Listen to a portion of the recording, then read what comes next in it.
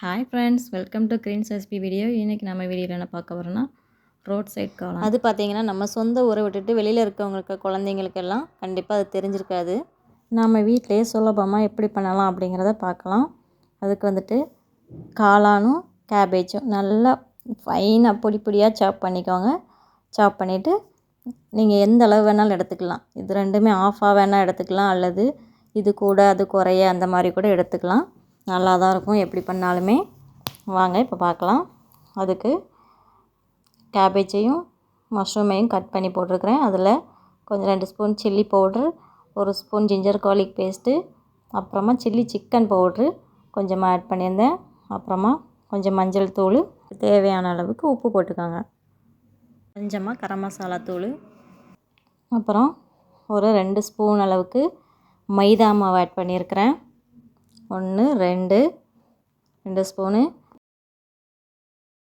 அப்புறமா cornflour 1 2 3 spoon அளவுக்கு cornflour add பண்ணியிருக்கிறேன்.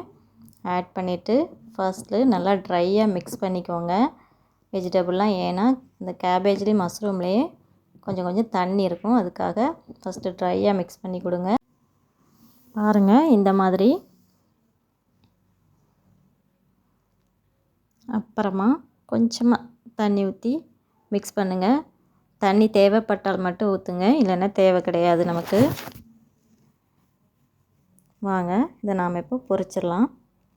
கடாயில் எண்ணெய் ஊற்றிருக்கேங்க. ஊற்றிட்டு மஷ்ரூம் எல்லாம் இப்படியே ஸ்பூனை வச்சு நான் உதிர்த்த மாதிரி போட்டு விடுறேன் பாருங்கள். போட்டு விட்டுட்டு நல்லா மிக்ஸ் பண்ணி கொடுங்க.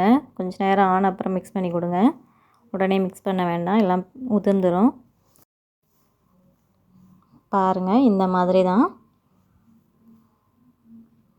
அப்புறம் நல்லா பொரிச்ச அப்புறம் நம்ம ஆனியன் பக்கோடா அளவுக்கு பொரிச்ச உடனே எடுத்துருங்க. பாருங்கள் இந்த மாதிரி தான் இருக்கும் நமக்கு. இப்படியே சாப்பிட்றதுக்கு ரொம்பவே டேஸ்ட்டாக தான் இருக்கும் நமக்கு.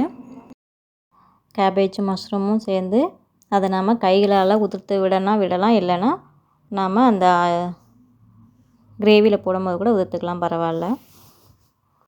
அப்புறம் கடாயில் எண்ணெய் ஊற்றிட்டு ஒரு ஆனியனை கட் பண்ணி வச்சுருக்கிறேன், அதையும் போட்டு வதக்கிக்கிறேன். ஃப்ரெண்ட்ஸ், இந்த ரெசிபி ரொம்பவே சூப்பர் டேஸ்டியாக இருக்குங்க. நல்லா ஜூஸியாக இருக்கும். ஆனியன் கொஞ்சம் வதங்கினதும் சோயா சாஸ் 1 ஸ்பூன் ஊற்றிருக்கிறேன், சில்லி சாஸ், அப்புறம் டொமேட்டோ கெச்சப் நமக்கு தேவையான அளவுக்கு ஊற்றிக்கோங்க. ஒரு 4 ஸ்பூன் ஊற்றினா கூட போதுமானது தான். அப்புறம் 1 spoon ginger garlic paste add பண்ணிக்கோங்க.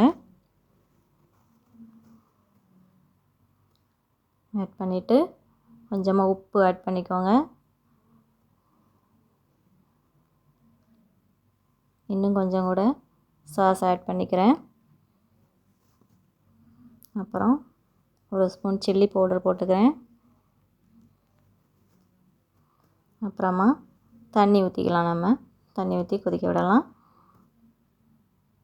நமக்கு கிரேவி எந்த அளவுக்கு வேணுமோ அந்த அளவுக்கு நம்ம தண்ணி ஊற்றிக்கலாம். கம்மியாக தேவை, ட்ரையாக வேணும் அப்படின்னு நினச்சிங்கன்னா நீங்கள் தண்ணி கம்மியாக ஊற்றிக்கலாம். கொஞ்சம் கிரேவி டைப்பில் வேணும் அப்படின்னா தண்ணி கொஞ்சம் கூடவே ஊற்றிக்கலாம். அப்புறம் ஒரு 2 டீஸ்பூன் அளவுக்கு கார்ன்ஃப்ளவரை கரைச்சி ஊற்றுறோம். அதில் ஊற்றிட்டு மறுபடியும் தண்ணி ஊற்றிக்கலாம்.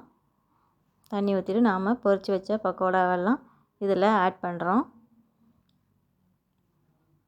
பாருங்கள் இந்த மாதிரி ஆட் பண்ணிக்கலாம். ஆட் பண்ணிவிட்டு அதை நல்லா மிக்ஸ் பண்ணி கொடுங்க. ரொம்பவுமே சூப்பராக இருக்கும். நீங்கள் கடையில் சாப்பிட்ற அதே டேஸ்ட்டோடு தான் இருக்கும். ட்ரை பண்ணி பாருங்கள் எப்படி இருக்கும் அப்படின்ட்டு. மேலும் கொஞ்சம் தண்ணி வேணுன்னா ஆட் பண்ணிக்கலாம். நாம் எனக்கு கிரேவி டைப்பில் வேணுங்கிறதுனால நான் கொஞ்சம் தண்ணி ஆட் பண்ணியிருக்கிறேன்.